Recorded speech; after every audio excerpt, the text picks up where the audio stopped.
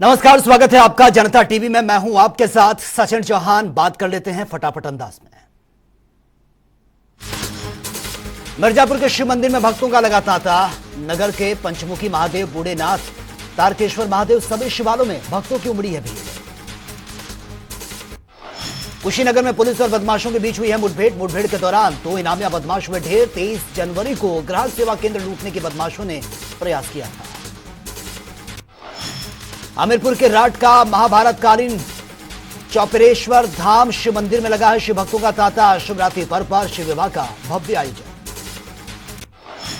बिजनौर में महाशिवरात्रि त्योहार पर शिव भक्तों की उमड़ी है भीड़। मंदिर में लंबी लंबी कतार में शिव भक्त आए नजर। पुलिस प्रशासन शिव भक्तों की सुरक्षा के लिए मुस्तैद। एटा के कैलाश मंदिर में श्रद्धालुओं की भीड़ का लगा है अंबार। लोगों ने लाइन में लगकर शिवलिंग का किया है जलाभिषेक। मंदिर में व्यवस्था के लिए पुलिस कर्मी चाक चौबंद।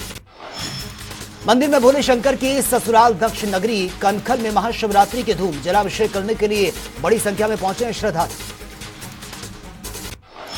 रुद्रप्रयाग में महाशिवरात्रि पर बाबा केदारनाथ के कपाट खुलने की तिथि हुई घोषित। 25 अप्रैल सुबह 6:30 पर खुलेंगे 11वें ज्योतिर्लिंग भगवान शिव के कपाट।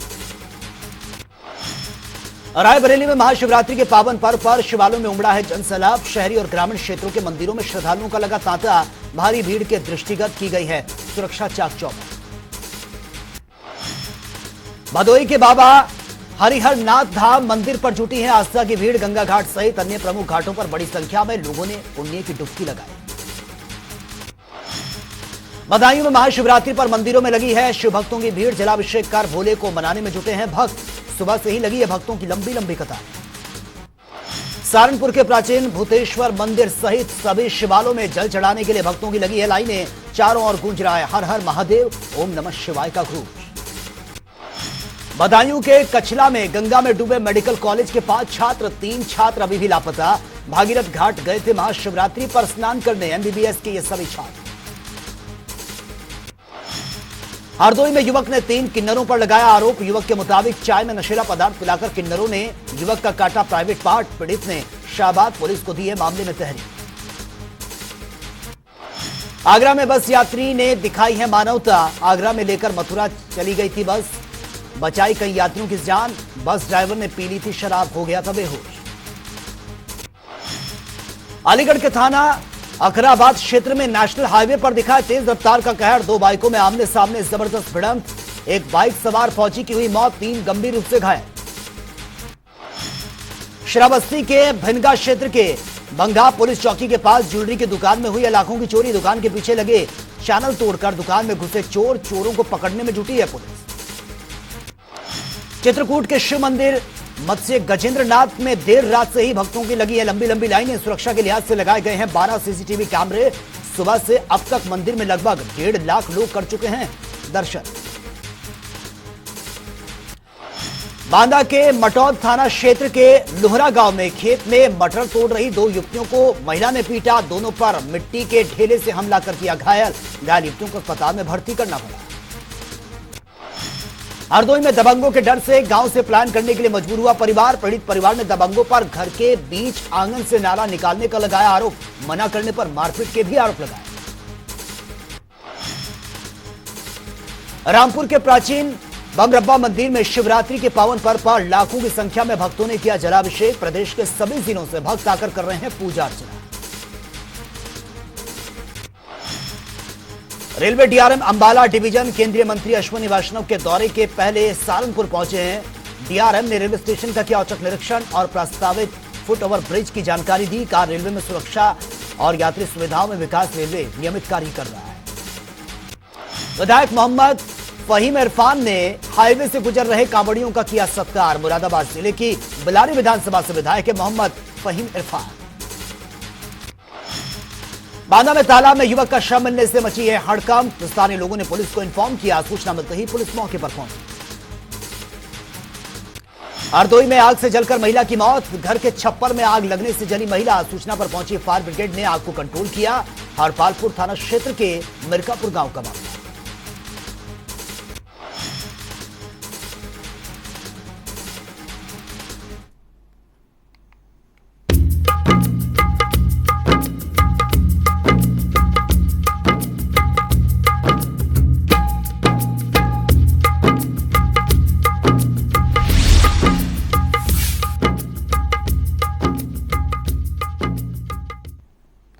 महाशिवरात्रि के पर्व पर मुख्यमंत्री योगी आदित्यनाथ ने गोरक्षपीठाधीश्वर की भूमिका में लोक कल्याण की कामना के साथ ही भगवान भोलेनाथ का विधि विधान के साथ रुद्राभिषेक किया। और गुरु गोरखनाथ शिवावतार हैं और ऐसे में महाशिवरात्रि पर शिवोपासना का अनुष्ठान भी नाथ परंपरा और अपरिहार्य अभिन्न अंग है। मुख्यमंत्री योगी आदित्यनाथ ने अंधियारी बाग स्थित मानसरोवर मंदिर में भगवान शिव का जलाभिषेक कर पूजा अर्चना की है। सुबह करीब 11:10 पर मंदिर वो पहुंचे और शिवलिंग का जलाभिषेक किया गया। इसके बाद सीएम योगी ने ट्रांसपोर्ट नगर स्थित मुक्तेश्वर नाथ मंदिर में भी सीएम योगी ने भगवान शिव की पूजा अर्चना और रुद्राभिषेक किया। ये दो तस्वीरें आपके सामने हैं। और वहीं उत्तर प्रदेश सरकार के औद्योगिक विकास मंत्री नंद गोपाल गुप्ता ने महाशिवरात्रि के पावन पर्व पर प्रयागराज के बहादुरगंज स्थित मनोकामना पूर्ति शिव मंदिर में सब परिवार पूजा अर्चना और रुद्राभिषेक किया है। मंत्री नंदी ने भगवान भोलेनाथ से प्रदेशवासियों के कल्याण की कामना भी की है। और वहीं केदारघाट स्थित श्री करपात्री धाम में स्वामी अभिषेक ब्रह्मचारी ने महाशिवरात्रि पर विशेष पूजन किया है। इस दौरान युवा चेतना के राष्ट्रीय संयोजक रोहित कुमार सिंह भी मौजूद रहे।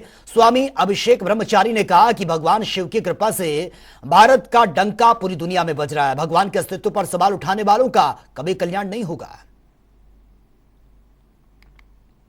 और वहीं अगले साल होने वाले लोकसभा चुनाव को लेकर देश के सबसे बड़े सूबे उत्तर प्रदेश में अभी से बिसात बचना शुरू हो गया। यूपी में सबसे ज्यादा 80 लोकसभा सीटें आती हैं और ऐसे में बीजेपी की नजर यूपी पर है। बीजेपी ने प्रदेश में मिशन 80 का प्लान बनाया। अगर बीजेपी इसमें सफल हो जाती है तो 2024 की राह एकदम से आसान हो जाएगी।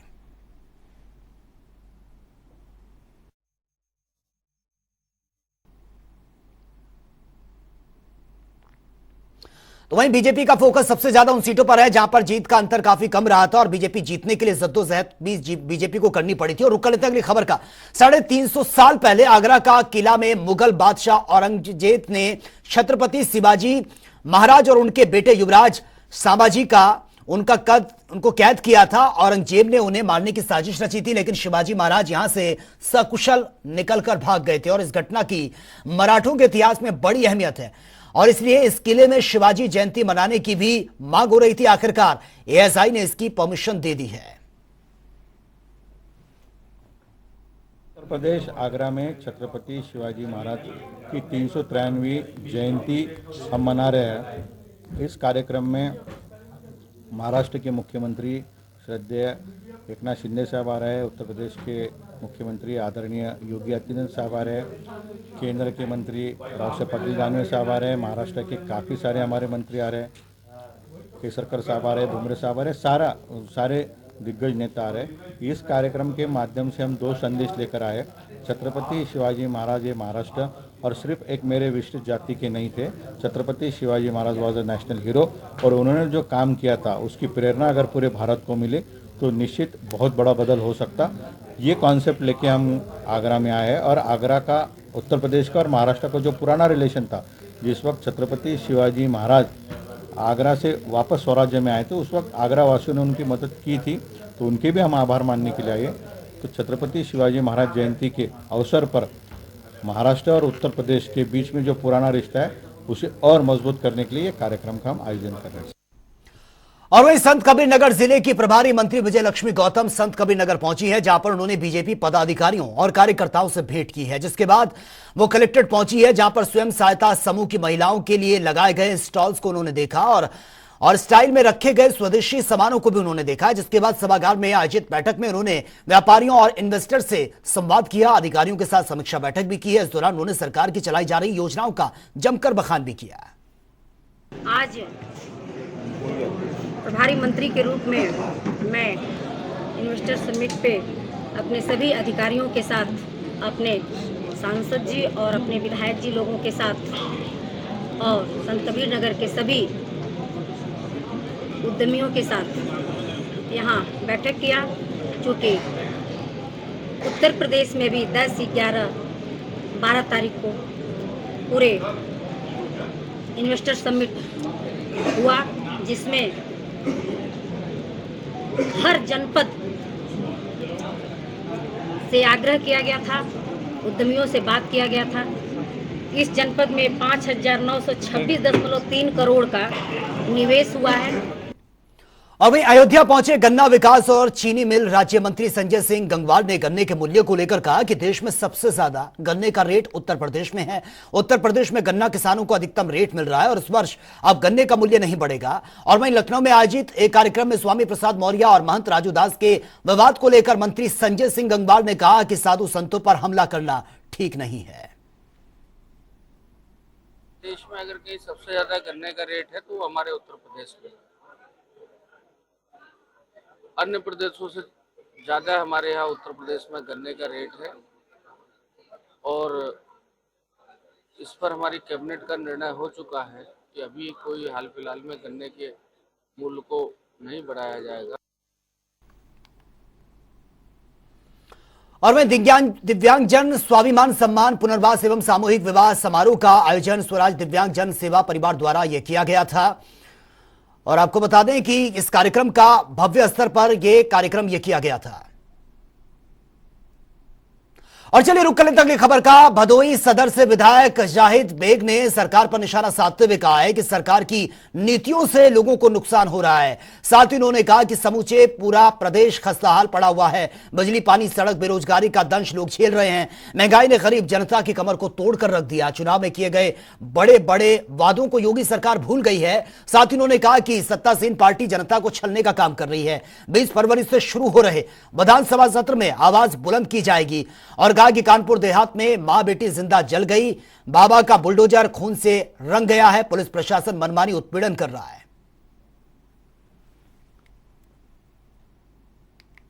चुनाव का एजेंडा के अलावा कुछ नहीं है। ये धोखा दे रहे हैं जनता को और मेन मुद्दे से हटाना चाहते हैं। आज जिस तरह अधिकारी बेलगाम हो गए हैं, बाबा का बुलडोजर जहां चाहता था सफाइयों पर और लोगों पर चलता था और बाबा के बुलडोजर पे खून लग गया है।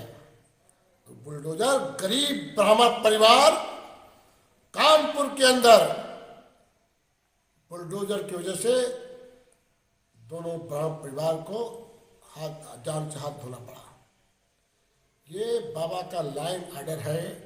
ये अधिकारी बेलगाम है, इनके लोग बेलगाम है, भारतीय जनता पार्टी के सदस्य अधिकारी बेलगाम है। काम पे इनका कोई मतलब नहीं है।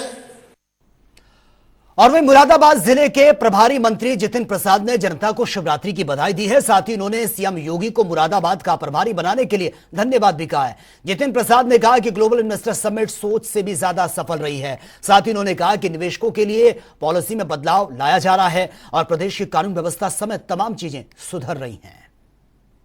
और मुझे सौभाग्य प्राप्त हुआ है, मुरादाबाद जनपद का प्रभार माननीय मुख्यमंत्री जी ने सौंपा है और आज प्रमुख रूप से यहाँ प्रभारी के नाते आना हुआ है।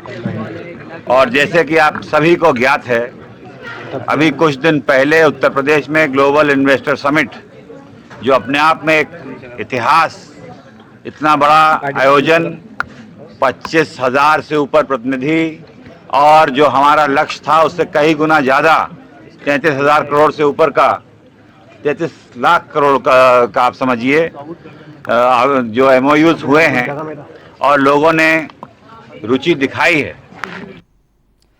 और वहीं प्रयागराज के कटरा इलाके में महाशिवरात्रि के अवसर पर 12 दिव्यांग लड़कियों का सामूहिक विवाह संपन्न हुआ और देश के विभिन्न राज्यों, अलग अलग क्षेत्रों से आए 8 विशिष्ट अतिथियों को इस अवसर पर राज्यसभा सांसद इमरान प्रतापगढ़ी ने सम्मानित किया है। दिव्यांगजन स्वाभिमान सम्मान पुनर्वास एवं सामूहिक विवाह समारोह का आयोजन स्वराज दिव्यांगजन सेवा परिवार द्वारा यह किया गया था।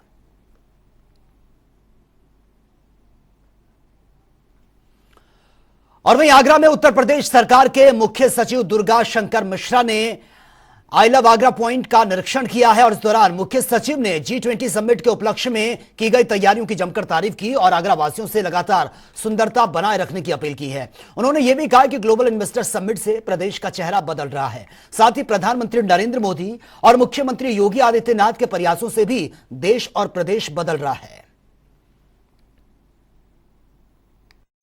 देखिए, ऐसा आई लव आगरा ही नहीं बल्कि मैं तो पूरा अभी पिछले 2-3 घंटे से आगरा के सड़कों पे घूमा और मैं बधाई देना चाहूँगा यहाँ के लोगों को कि जिन्होंने मिल कर के हमारा जो प्रशासन पुलिस, म्युनिसिपल कॉरपोरेशन और डेवलपमेंट अथॉरिटी उनके साथ पूरे शहर को एक नया स्वरूप देने का प्रयास किया है, वो बहुत ही प्रशंसनीय है।